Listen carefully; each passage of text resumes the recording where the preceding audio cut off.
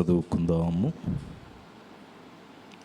దేవుని యొక్క పరిశుద్ధ లేఖనముల నుండి కీర్తనల గ్రంథము 18వ అధ్యాయము 21వ వచనాన్ని మనం చదువుకుందాం.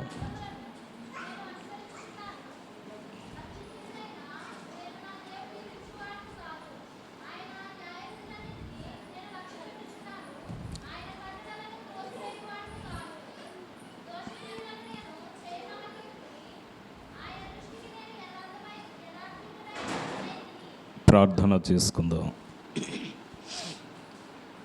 మహోన్నతుడును మహాఘనుడు అయిన మా తండ్రి, నీకనేక వందనములు, స్తోత్రములు. నేటి రాత్రికాల సమయములో ఇలాగున కూడి నీ నామమును బట్టి ప్రార్థించడానికి మీరిచ్చిన కృపను బట్టి అనేక వందనములు. చదవబడిన వాక్యమును మేము వివరించుకునొచ్చు ఉండగా వాక్య గ్రంథములో మీరుండి మాతో మాట్లాడమని మా మంచి బోధకుడవైన క్రీస్తు ప్రభును బట్టి ప్రథమలాడుకొనొచ్చు ఉన్నాము తండ్రి. ఆమీన్. దేవుని యొక్క మహాకృపను బట్టి ఏర్పాటు చేయబడిన ఈ శుక్రవారపు ప్రార్థన కూడుకులు ఏకీవించినటువంటి మనకెల్లరకును మన ప్రభువును రక్షకుడైన యేసు క్రీస్తు యొక్క దివ్య నామమున మీకు శుభములు కలుగునుగాక. ఆమీన్. చదవబడిన వాక్య లేఖనములలో ఒక చక్కని మాట మనకి కీర్తనకారుడు ఈ యొక్క 21వ వచనములో మనకు చూపిస్తూ, యెహోవా మార్గములను నేను అనుసరించుచు ఉన్నాను, నా దేవునిని విడిచిన వాడిని కాను. ఇక మొదటి మాటను మనం గమనిస్తే దేవునిని విడిచిన వాడిని కాను అంటున్నాడు. ఈనాడు చాలామంది దైవ శక్తిని అభ్యాసింపజేసి దేవుని యందు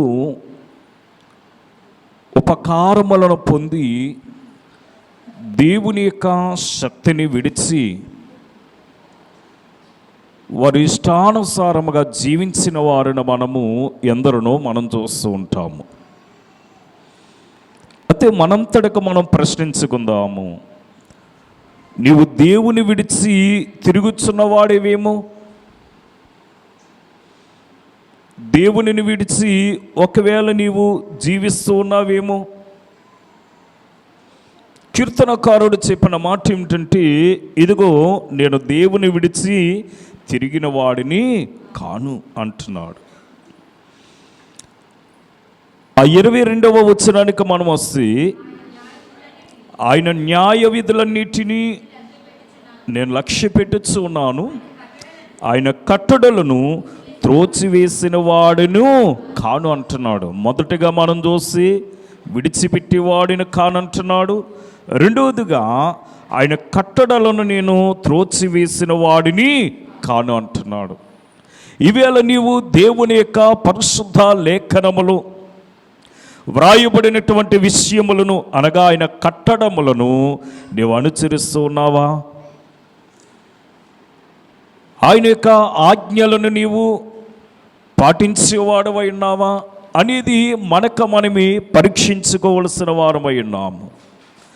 మనంతటిక మనము దైవ వాక్యములను అభ్యాసింపచేయవలసిన వారమై ఉన్నాము.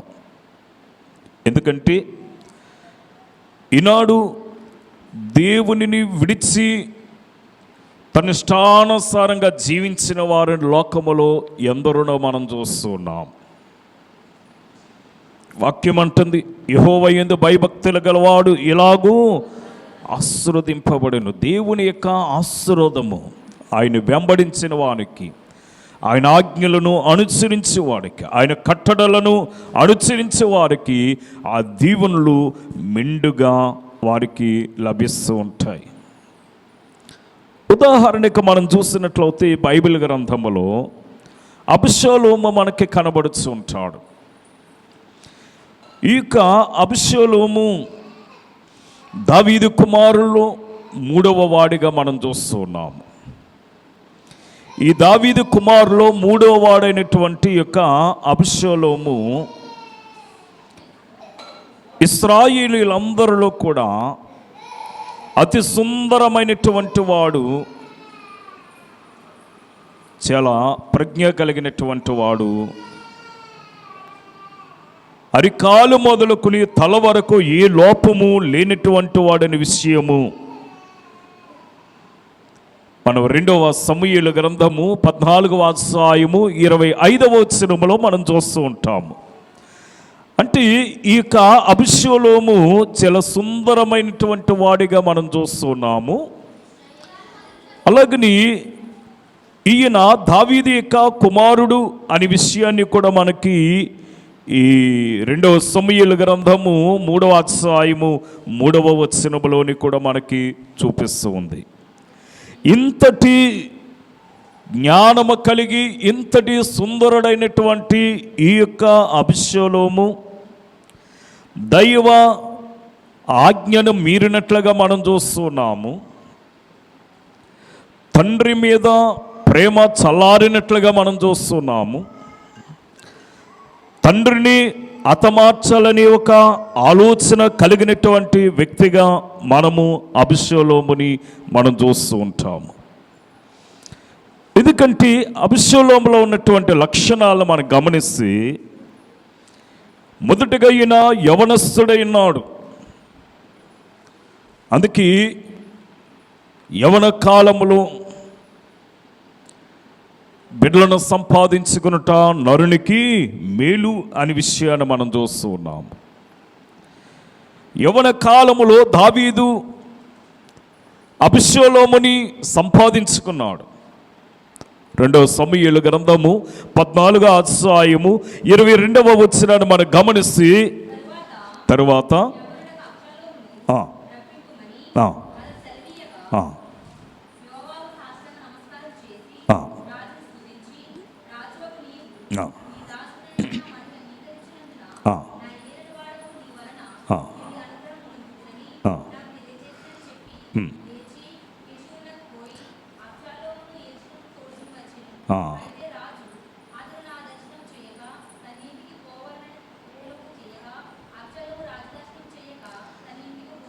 చాలండి. అబ్షాలోము ఎవరట? యవనస్తుడు. ఈవేళ యవనస్తులైనటువంటి వారు దేవునిని విడిచిన వారై ఉండకూడదు. ఈనాడు యవనస్తులైన వారు దేవుని యొక్క మాటకి విధేయత కలిగి జీవించినట్లయితే దేవుడు వారి యొక్క జీవితములను ఆశీర్వదించేవాడై ఉన్నాడు. అందుకే వాక్యములో మనం చూస్తున్నాం, యవనుడు తప్పక తొట్టిల్లును అనే మాటను. ఈనాడు సాతాను యవన స్థితిలో ఉన్నటువంటి యవనస్తులైన వారిని చూచి వారవలేక వారిని పాపములో పడవేసి వారి పతనము చేస్తూ ఉంది. ఈ పాపములో పడకుండా ఉండాలంటే మన ప్రార్థనా శక్తిని కలిగిన వారమై ఉండాలి. అంటే దేవుని యొక్క కట్టడలను మనము అనుసరించిన వారమై ఉండాలి. మూడవదిగా మనం గమనిస్తే, నీ ధర్మశాస్త్రమును మరుచువాడవు కాకుండా ఉండాలి. దేవుడు మనకిచ్చినటువంటి ధర్మశాస్త్రాన్ని మనము మరిచేవారమై ఉండకూడదు. ఎందుకంటే దేవుని యొక్క వాక్యము జింటి తేని ధారల కంటే మధురమైనది, మాధుర్యమైనది. అటువంటి యొక్క ధర్మశాస్త్ర వాక్యములను మనము అనుసరించిన వారమై ఉండాలని కీర్తనకారుడు 119వ సంకీర్తన 53వ వచనములో చూడండి, అక్కడ అంటున్నాడు, నీ ధర్మశాస్త్రమును విడిచి నాకు అధిక రోషము పుట్టుచున్నది. ఎవరి మీద? ధర్మశాస్త్రమును విడిచి జీవిస్తున్నటువంటి వారిని చూడగా, ధర్మశాస్త్రమును విడిచి విచ్చలవిడిగా జీవిస్తున్న వారిని చూసేటప్పుడు నాకు అధిక రోషము పుట్టుచున్నది అంటున్నాడు. 176వ సంకీర్తనలో కూడా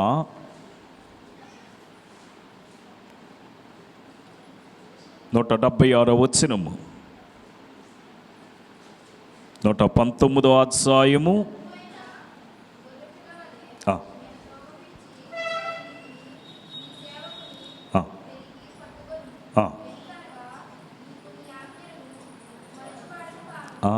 నేను నీ ఆజ్ఞలను మరచేవాడును కాను.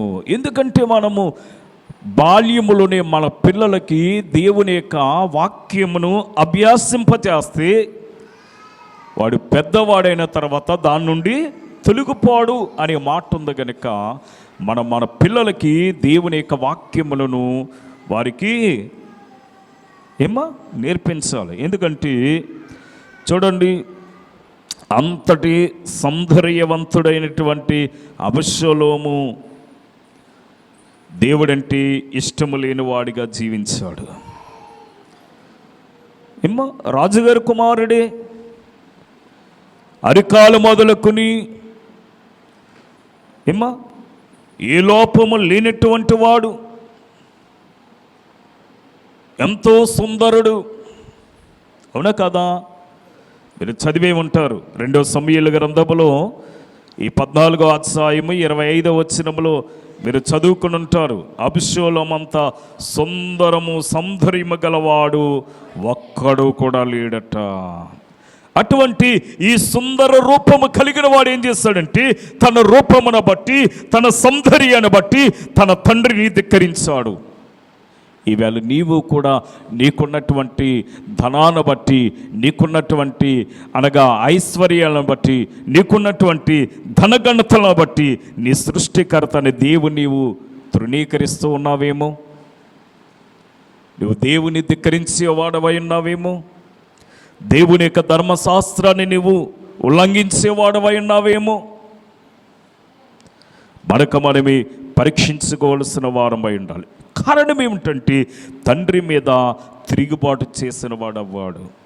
అంటే దేవుని యొక్క వాక్యమునకు ప్రాధాన్యతను, దేవుని యొక్క వాక్యానికి సరైనటువంటి సమయాన్ని, దేవుని యొక్క వాక్యానికి అనగా వాక్యమును సరిగా అవగాహనము చేసుకునేలేని స్థితిలో అబషలోము జీవించాడు కనుకని తన తండ్రి మీదే తిరుగుబాటు చేయటానికి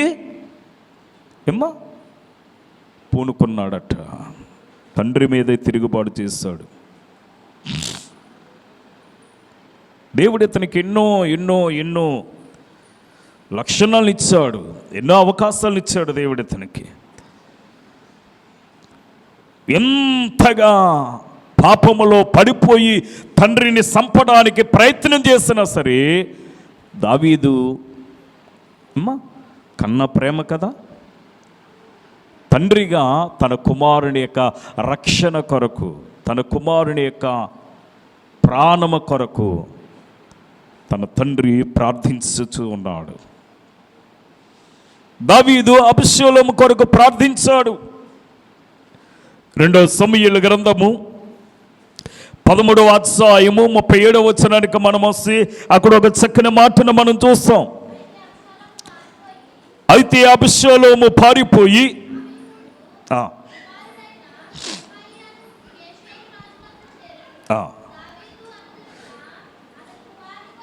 చూడండి, దావీదు తన కుమారుని కొరకు అంగలార్చుచూ ఉన్నాడట. దేవుని యొద్ద ప్రార్థిస్తూ ఉన్నాడు, విజ్ఞాపన చేస్తూ ఉన్నాడు. దేని కొరకు? దేవా, నా కుమారుని రక్షించు, నా కుమారుని ప్రాణమును కాపాడని. ఎందుకంటే దావీదు యొక్క సైన్యము, దావీదు యొక్క దావీదుకి సైన్యముగా ఉన్నటువంటి వారు, దావీదు పక్షమునున్న వారు అబీషలోమును చంపడానికి తరుముచూ ఉన్నారు గనుక దావీదు తన కుమారుని కొరకు ప్రార్థిస్తూ ఉన్నారు. అలాగనే ఈనాడు నీ కొరకు, నా కొరకు సర్వ సృష్టికర్త అయినటువంటి దేవుడు నీ ప్రాణము కొరకు, నా ప్రాణము కొరకు ఆయన సిలువలో విజ్ఞాపన చేయుచూ ఉన్నాడు. అది అంటున్నాడు, నీ ధర్మశాస్త్రమును మరుచువాడును కాను. మరి యొక్క విచిత్రమైనటువంటి మాట ఏమిటంటే, నీ దృష్టికి నేను నేరము చేసిన వాడును కాను అంటాడు. ఎవరి దృష్టికి? దేవుని దృష్టికి నేరము చేసిన వాడిని కాను. మన దేవుని దృష్టికి నేరం చేసిన వాళ్ళం కాదా? అనుదినం అనుక్షణము కూడా మనము ఏం చేస్తున్నాం? నేరం చేస్తానే ఉన్నాము, అవునా కదా? చూడండి ఒకసారి దానియేలు గ్రంథము 6వ అధ్యాయము 22వ వచనాన్ని మనం గమనిస్తే చూడండి, అక్కడ అంటున్నాడు, నేను నా దేవుని దృష్టికి నిర్దోషిగా కనబడుతుని గనుక ఆయన తన దూతను పంపి సింహములు నాకు ఏ హాని చేయకుండా వాటి నోళ్లను మూయించెను. దానియేలు చేసిన ప్రార్థన, దానియేలు చేసినటువంటి ఆ యొక్క విశ్వాసముతో కూడినటువంటి ఆ ప్రార్థన దేవుడు ఆలకించాడు. అందుకే దానియేలు అంటున్నాడు, ప్రభువా నేను నీ దృష్టికి నేరము చేసిన వాడిని కాను. నువ్వు అనగలదువా? దానియేలు ఈ నేరము చేయలేదు గనుకని దానియేలు తీసుకెళ్ళి ఇంచుమించు 1 వారం రోజుల నుంచి ఆ యొక్క సింహాలకి ఆహారం పెట్టలేదు. అటువంటి ఆ సింహములు ఉన్నటువంటి ఆ యొక్క బోనులో దానియేలుని పడేశారు. దానియేలు పడేసేటప్పుడు ఆ యొక్క సింహములు ఏం చేయాలంటే దానియేలు యొక్క ఎముకలతో సహితము దానియేలు నవ్వులు వేయాలి. అతని ఎముకలు కూడా కనపడకూడదు ఆ బోనులో. అటువంటిది దేవుడట తన దాసుని యొక్క ప్రార్థన ఆలకించి సింహముల యొక్క నోళ్లను కట్టివేశాడు. అంటే మన దేవుడు ఎంత శక్తివంతుడో ఒకసారి ఆలోచించండి. మన దేవుడు మానవులమైన మన యొక్క ప్రార్థనను ఆలకించినటువంటి దేవుడు. అందుకే మనము దేవుని దృష్టికి నిర్దోషులమైనామా నేరస్తులమైనాము మనకు మనమే పరీక్షించుకోవాల్సిన వారమైనాము. అనగా మనము భూలోకములో సత్క్రియలు మంచి కార్యములు చేసినట్లయితే దేవుని దృష్టికి మనము నేరము చేసిన వారము కాదుమట. అనగా మనము దేవుని దృష్టికి యథార్థవంతులమై ఉంటే ఆయన తన దూతను పంపించి ఆయన మనల్ని కాపాడుకుంటున్నాడు. వాక్యములో చక్కని మాట ఉంటుంది, యెహోవా యందు భయభక్తులు గలవారు చుట్టూ ఆయన దూత కావలగా ఉండి వారిని రక్షించును. దేవుని యందు భయభక్తులు గలవారు. ఈనాడు సమాజానికి ఈ క్రైస్తవ్యం ఎలాగుంది అంటే వారి దృష్టిలో హేళనగా చునకనగా మాట్లాడే స్థితిలో మన ప్రవక్తలు కనబడుతున్నాయి. అందుకే వాక్యములో చక్కని మాట అంటాడు, మిమ్మల్ని బట్టి నా నామము అన్యుల మధ్య దూషింపబడుతుంది. కనుక మనము దేవుని యందు మనము శక్తివంతులమై ఉండాలి. దేవుని యందు మనము ప్రార్థనా శక్తి కలిగిన వారమై ఉండాలి. అప్పుడే దానియేలు ప్రార్థన ఆలకించిన దేవుడు నీ ప్రార్థన కూడా ఆలకిస్తాడనే విషయాన్ని నువ్వు మరచిపోకూడదు. ఇది నాలో చాలా మందిని మనం చూస్తున్నాం. దేవుని యొక్క వాక్యాన్ని, ఈ పరిశుద్ధ గ్రంథాన్ని, ధర్మశాస్త్ర గ్రంథాన్ని చేత పట్టుకుని రావటానికి సిగ్గు కొంతమందికి. ఏం చేస్తారంటే తల్లులు పిల్లలకి ఇచ్చి అరే ఈ బైబిల్ చర్చిలో కట్టుకురా అంటారు. ఎందుకంటే వారి చేతితో పట్టుకుని రావటానికి వారికి అవమానము, సిగ్గు. దేనికి సిగ్గుపడాలి మనము? వాక్యములు అంటాడు, నీ వాక్యమే నా త్రోవలకు వెలుగు అంటున్నాడు. నీ వాక్యమే నన్ను బ్రతికించుచున్నది అంటున్నాడు. ఆ బ్రతికించే వాక్యము నీ త్రోవలను వెలుగుపరిచి ఆ యొక్క జీవ గ్రంథమును నీవు చేత పట్టుకుని దేవుని యొక్క మందిరానికి నీవు వచ్చినట్లయితే దేవుడు నిన్ను ఆశీర్వదిస్తాడు.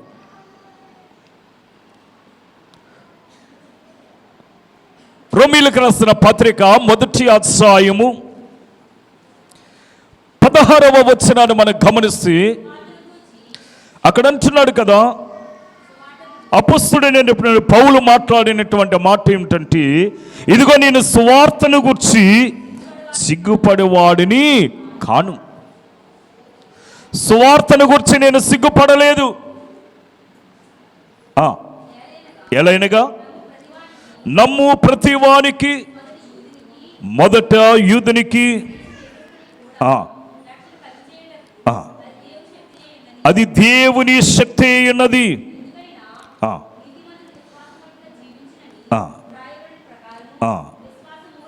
విశ్వాస మూలముగా అంతకంతకి విశ్వాసము కలుగునట్లు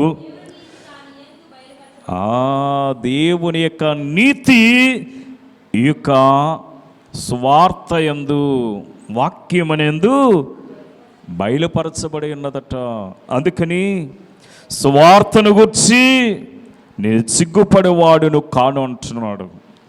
మరి ఆ సువార్త కలిగినటువంటి, ఆ శుభవార్త కలిగినటువంటి, ఆ ధర్మశాస్త్ర గ్రంథములో అనగా ప్రవక్తలు రచించినటువంటి దేవుని యొక్క జీవరాత కలిగినటువంటి ధర్మశాస్త్ర గ్రంథమును చదవటానికి, దానిని ప్రకటించడానికి నీవెందుకు సిగ్గుపడాలి?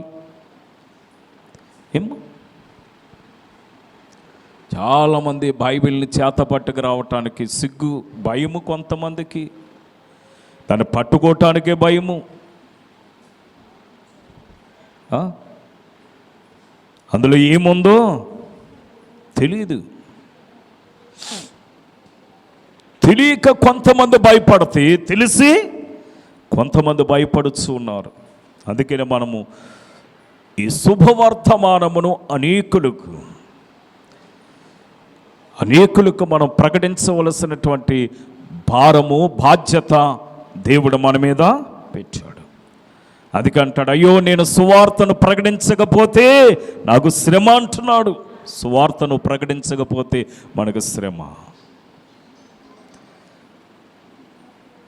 ఈ యొక్క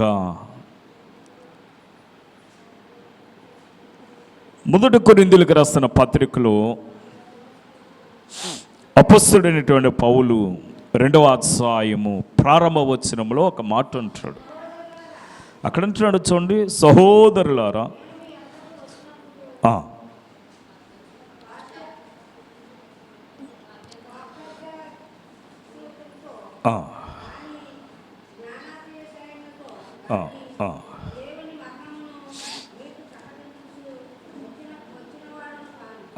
దేవుని యొక్క వాక్యమును ప్రకటించడానికి వచ్చిన వాడును కాదు. యేసు క్రీస్తును అనగా సిలువ వేయబడిన యేసు క్రీస్తును తప్ప మరి దేనిని మీ యొద్ద అమ్మా. కనుక ఇక్కడ మనం చూసి ఏమంటున్నాడు, వాత్సల్యముతో ప్రకటించేవాడును ఏమ్మా? జ్ఞానముతో. కనుక మనము దేవుని యొక్క ఏమ్మా వాక్యమును జ్ఞానముతో బోధించే వారమై ఉండాలి. అపుస్తుడైనటువంటి పౌలుకి దేవుడిచ్చినటువంటి జ్ఞానమును బట్టి అనేకమైన సంఘాల్ని ఆయన కట్టగలిగాడు, బోధించగలిగాడు. అది దైవ జ్ఞానమును బట్టి అనే విషయాన్ని మనము చూస్తూ ఉన్నాము. అదే ఆ యొక్క కొరింథీయులకు రాసిన పత్రికలో అని అంటాడు, గురి చూడవలనని మరి నేను పరిగెత్తుచు ఉన్నాను అంటాడు. గురు యొద్దకి నేను పరిగెత్తుచున్నాను. ఈ దినాల్లో చాలామంది దేవుని యొక్క వాక్యము కొరకు పరుగులెత్తేవారు కొందరవుతే, దేవుని యొక్క వాక్యాన్ని నిర్లక్ష్యము చేసి దేవునిని మరచి విచ్చలవిడిగా జీవించిన వారు మరికొందరు. ఆ కొందరులో ఇటువంటి వారిని మనం చూస్తున్నాము, అబ్షాలోము లాంటి వారిని. అంటే వాళ్ళు అనుకుంటున్నారన్నమాట, నేను సుందరమైనటువంటి ప్రతిబింబాన్ని కలిగినటువంటి వారు, నాకేంటి అంటూ వారు. ఈనాడు నీవు నీ అందాన్ని బట్టి, నీకున్న ధనగణతలను బట్టి నువ్వు గర్విస్తే, దేవుడు ఒక్కసారి కళ్ళారు చేశాడంటే నీ స్థితి ఏమైపోతుంది? ఏమ్మా? చివరిగా ఒక వాక్యాన్ని చదువుదాం. గలతీయులకు రాసిన పత్రికలో ఒక మాట ఉంది, 2వ అధ్యాయము 20వ వచనాన్ని మనం చూసి, నేను క్రీస్తుతో కూడా సిలువ వేయబడి ఉన్నాను, ఇక జీవించేవాడు నేను కాను అంటున్నాడు. క్రీస్తు యేసే నా యందు జీవించుచున్నాడు. అంటే మనము మన యొక్క ప్రవర్తనలో, మన నడవడికలో, మన క్రియల్లో మనం ఎవరిని చూపించాలి? క్రీస్తుని చూపించాలి. ఇక జీవించుచున్న వాడిని నేను కాదు. ఎవరు? క్రీస్తే నా యందు జీవించుచున్నాడు. అంటే మనము చిన్న క్రీస్తుల వలె మనమేమవ్వాలి? చిత్తపడాలి. అంటే మనం క్రీస్తుని పోలి నడుచుకోవాలి. అపోస్తలుడైన పౌలు అంటున్నాడు, ఇదిగో నేను క్రీస్తుని పోలి నడుచుకుంటున్నాను, మీరు నన్ను పోలి నడుచుకున్నాను. కనుక మనం క్రీస్తుని పోలి జీవించే వారమై ఉండాలి, క్రీస్తుని పోలి మనము నడుచుకునే వారమై ఉండాలి. అలాగన మనము క్రీస్తుని పోలి జీవించేటట్లయితే మనము దైవశక్తిని పొందుకునే వారమై ఉంటాము. దైవశక్తిని పొందుకోవాలి.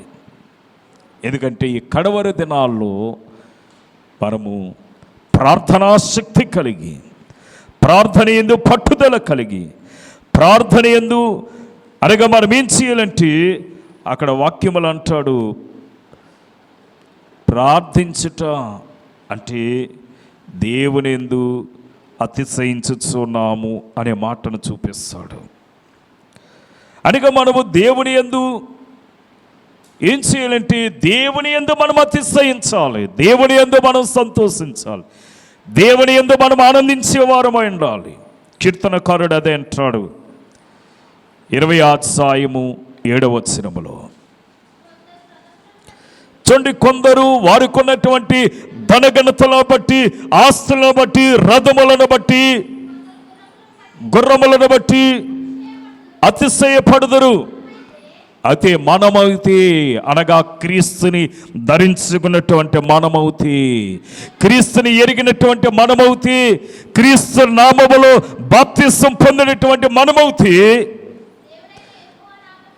దేవుడైన యెహోవా నామమును బట్టి అతిశయపడదుమంటున్నాడు. మనకు దేన్ని బట్టి మనకు అతిశయము? అందుకే దైవత్సనుడు దేవదాసయ్య గారు అన్నారట, బైబిల్ ఇచ్చిన వారి జాగాలేని జమీందారులు. అనగా వారికి ఏమీ లేకపోయినా వారు బయటకు వస్తే ఎలా ఉంటారట? జమీందారుల వలె కనిపిస్తారట. జమీందారులు అనగా క్రీస్తును ధరించుకున్నటువంటి మనము.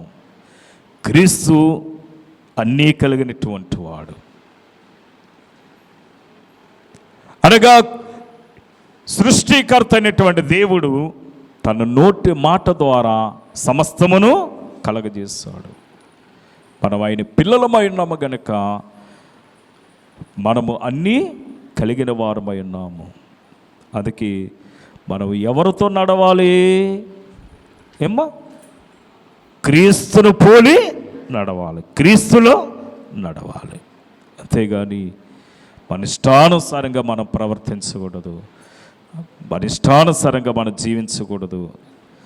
మనము క్రీస్తులో చక్కగా నిలబడాలి, చక్కగా ప్రార్థించాలి. అది అంటాడు. యెహెజ్కేలు గ్రంథానికి మీరు వస్తే అక్కడ ఒక మాట చూపిస్తాడు. 2వ అధ్యాయము ప్రారంభ వచనములో అక్కడ అంటాడు కదా, నరపుత్రుడా నీవెలాగుండాలి అంటే నువ్వు చక్కగా నిలబడుము, నేను నీతో మాట్లాడవలనని ఆయన నాతో మాట్లాడినప్పుడు నా ఆత్మ నాలోనికి వచ్చి నన్ను నిలబెట్టును. కనుక మనము ప్రార్థించేటప్పుడు ఎలా ఉండాలట? చక్కగా నిలబడాలి, క్రీస్తులో మనం చక్కగా నిలబడాలి. అప్పుడే మనము దేవుని యొక్క ఆత్మను కలిగిన వారమై ఉంటాము. దేవుని యొక్క ఆత్మను మనం పొందుకోవాలి అంటే దేవునిలో క్రీస్తులో నీవు తిన్నగా నిలబడాలి. అప్పుడు మనం దేవుని యొక్క ఆత్మను కలిగిన వారమై ఉంటాం. అలాగన ఆత్మను కలిగి ఆయనది మనం నిలబడి ఆయనది మనము ప్రార్థించే వారమై ఉండి దేవునిని విడిచివాడును కాను అపొస్తలుడైన పౌలు అన్నట్టుగా, ఇదిగో నేను క్రీస్తును పోలి జీవిస్తున్నాను అన్నట్టుగా మనము జీవించి దేవునిని గణపరిచే గొప్ప భాగ్యత, ధన్యత, దీవెన ప్రభు మనకు అనుగ్రహించును గాక. ఆమేన్. మహోన్నతుడును సర్వోన్నతుడైన మా తండ్రి, వినిన వాక్యమును బిడ్డల తమ అంతరంగములో పదులము చేసుకుని వాక్యానుసారముగా జీవించే గొప్ప ధన్యత బిడ్డలకు దయచేయమని యేసు నామములో వేడుకొనుచున్నాము తండ్రి. ఆమేన్. మరణాత.